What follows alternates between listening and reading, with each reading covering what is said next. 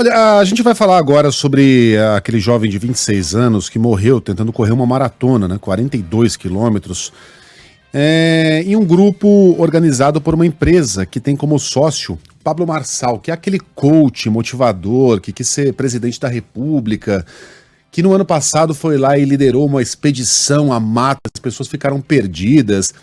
Enfim, que propaga essas abobrinhas aqui. Eu tô vendo as coisas que o cara escreve no Twitter. É só um monte de frase que parece ter conteúdo, mas não tem nada dentro, um pastel de vento. Não carregue ninguém na sua mochila. Você não precisa ajudar a terra toda.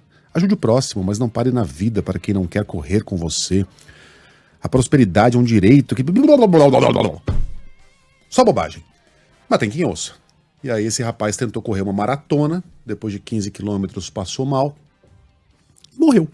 Como chamou a atenção a cara, ele ficava se filmando o tempo todo, porque aparentemente isso faz parte do processo. Estava mais concentrado em segurar o celular do que perceber os sinais que o corpo dele deve ter mandado. E a gente está diante de uma tragédia enfim, com várias camadas. Está conosco Camila Rich, que entende como ninguém de saúde, corrida, exercício e sabe muito bem que o Federer só é o melhor tenista do mundo porque conhece bem os limites da quadra. É o atleta que não conhece o seu limite e o limite do esporte pode cair do cavalo. Camila, obrigado pela participação aqui na Band News FM, participação extra, né? Aqui na Band News FM. Como é que se corre uma maratona? É possível alguém que até está em certa forma física lá, o cara está acostumado a correr 5K, 10K, fala, hoje eu vou correr 42. Como é que funciona isso? Bom dia, Megali, Carla, Sheila, os ouvintes da Rádio Band News FM. É muito triste, né, a gente receber essas notícias, né?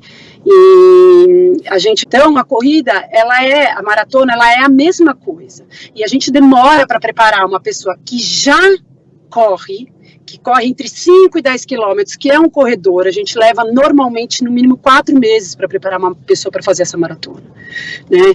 E existe uma evolução semanal de volume de treino, fisiologicamente, que a gente aumenta de uma semana para outra entre 10% até 15%. O volume do treino. Ou seja, se a pessoa semana passada correu 10, essa semana ela vai correr 12, né, 11. Se ela correu 20, ela vai correr 22. E aí a gente ainda faz um processo de recuperação entre essas semanas.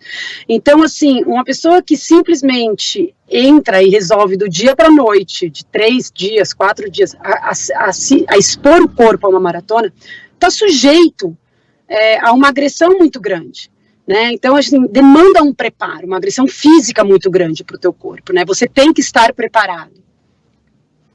Camila, você deu esse exemplo excelente, né, de pular no Canal da Mancha, tentar fazer a travessia, pessoa que não está treinada para nadar.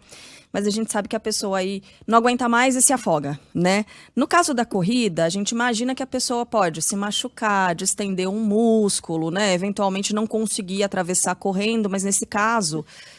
ele teve um mal súbito e morreu. Queria perguntar para você o que acontece, né? Você falou sobre essa agressão muito forte para o organismo. O que acontece no organismo, passo a passo, até chegar nesse efeito, o pior efeito, né, que poderia acontecer, e também da importância dos atestados médicos para se fazer atividade física, né? O que é que o médico tem que exigir e avaliar antes de passar a liberação para a pessoa começar a corrida, começar a academia, por exemplo?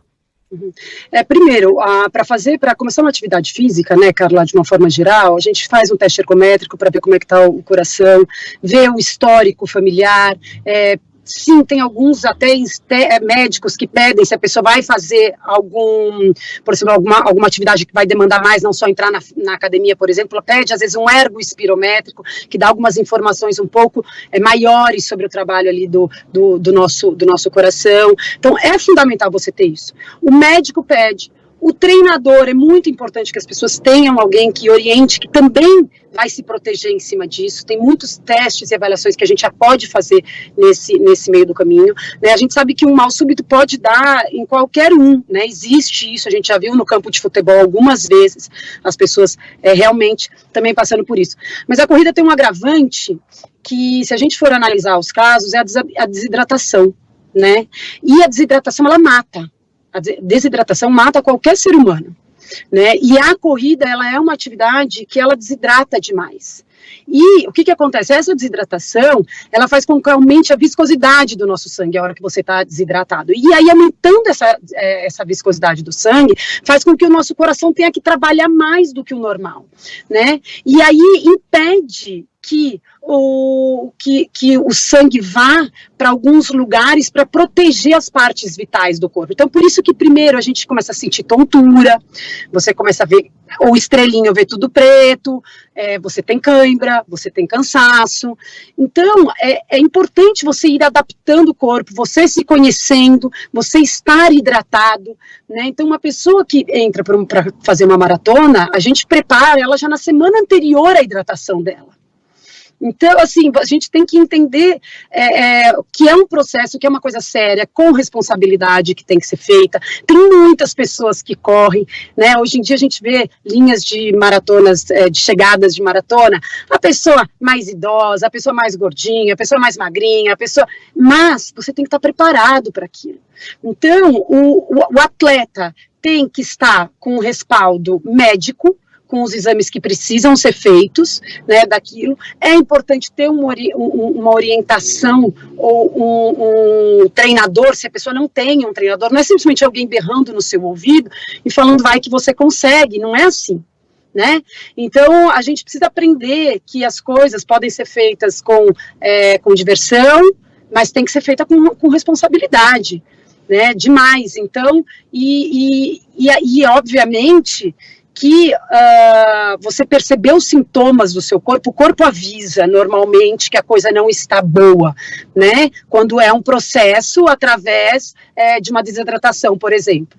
Então a gente treina isso, né? Você percebe, você faz um treino numa semana, em várias semanas, são meses de preparação, né? Então você tem assim, essa vivência para você avisar o seu corpo. E ela deixa a gente num nível tão prejudicado, o corpo, só para vocês terem uma noção, uma pessoa que corre uma maratona treinada, não importa se é o cara que fez para 2h05, ali os primeiros a chegar, ou se a pessoa fez para 4h30. A gente está partindo do princípio que ela está preparada para correr aquela maratona. Ela leva de 8 a 12 semanas para se recuperar. O sistema imunológico dela fica no nível tão baixo que ela está suscetível, a gente compara esse sistema imunológico com de um nível de uma pessoa aidética, em estado inflamatório. Então ela está suscetível, ela fica suscetível de 8 a 12 semanas a qualquer tipo de infecção, acabar pegando qualquer vírus ou bactéria. Então é um processo que a gente normalmente, quando a gente treina pessoas para fazer esse tipo de prova, o pós é muito delicado também. Então você veja, é uma agressão para o corpo, né? Então para quem está preparado, você imagina você querer fazer uma brincadeira dessas ou achar que tem o poder de fazer com que alguém faça, né? Esses eventos de coaches aí frequentemente descambam para algumas imbecilidades que beiram o abuso e outras que vão na mosca, né? Acertam em cheio o abuso. Como essa, você desafiar a pessoa a correr uma maratona como se correr 42 quilômetros dependesse apenas de força de vontade. Uhum. Em uma das mentorias, o Marçal, ele orienta ali os funcionários, alunos, a vivenciar, é essa a ideia, na verdade, a vivenciar em situações extremas para superar limites, aprender a tomar decisões difíceis. É essa a ideia por trás do negócio. Mas tem limite. Trouxa. Pois é. O quanto isso já ultrapassa tudo, né, Camila? E vira abuso, né? Vira abuso porque o que acontece, Sheila? É você entrar no âmbito da onde você não tem o conhecimento. Uhum. É a mesma coisa que eu resolver construir um prédio, né? Então eu vou pegar a fórmula, vou jogar ali, então, eu tô com medo de cair, então eu vou botar mais pilares mas o prédio vai ficar em pé. Não é assim, né? A fundação, então você pode usar disso, você pode usar do esporte, as pessoas usam muito de práticas com o próprio corpo, às vezes não necessariamente um esporte, mas alguma coisa com o corpo, em rafting, né? As pessoas usam disso, mas a responsabilidade tem que existir ali naquele momento. Então você imagina que se fosse uma prova de 21 quilômetros, teria acontecido a mesma coisa com ele, porque se ele passou mal no 15, não foi a maratona. né? Foi antes. Então, para você ver que não é simples. Então, quando a gente costuma, óbvio que existem os recordes da maratona, da meia maratona, mas essas provas de endurance, elas têm uma característica muito interessante, que eles não estão muito preocupados, óbvio que existe um marketing em volta do tempo final, mas durante muito tempo nunca ninguém se preocupou com isso, e sempre encarou, cada maratona é uma maratona, cada meia maratona é uma, não tem o melhor tempo, porque as adversidades e como o corpo se comporta naquilo é muito intenso, né? Então você usar, é bacana, mas vamos nos preparar, não dá para sair, você pode aprender, você pode testar, você pode passar por situações difíceis, mas desde que você não corra um risco de vida, né? Então, a pessoa tem que entender o que pode correr ou não um risco de vida, né? Uhum. Camila Rich, falando conosco aqui sobre esse rapaz que foi, enfim, tentar preencher um desafio proposto por um coach e deu no que deu. Camila, obrigado pela participação extra aqui no Band News São Paulo. Um beijão pra você. Obrigada, um prazer, um beijo, bom trabalho para todo mundo. Valeu. E bom. Beijo.